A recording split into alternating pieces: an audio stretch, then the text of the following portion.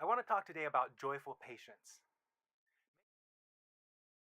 Making fundamental change requires dancing with forces science is just beginning to understand, but may never really understand because of its distorted perspectives. Martial artists and creators of all kinds, including people who make things called makers, these people, they intuitively understand these forces. That's because they rely on them, particularly at advanced levels, to turn their visions into reality. This is why I'm surprised Peter Joseph criticizes the non physical realm, because his fame is directly a result of his artistic abilities, not so much his scientific train of thought.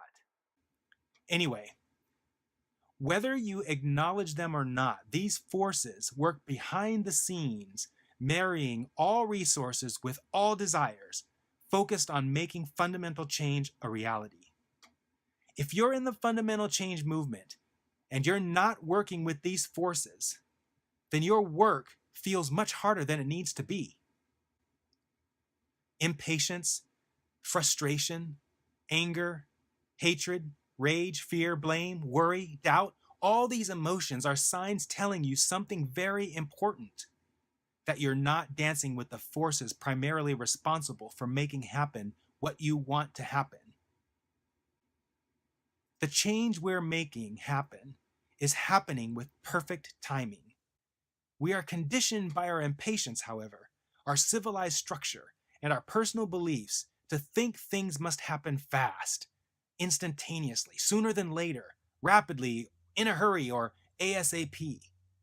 But that's not the way life moves. Life, the forces at work, move deliberately, joyfully, purposefully, and most important, gradually, fulfilling our every focused desire, delivering them to those who dance with these forces with perfect timing.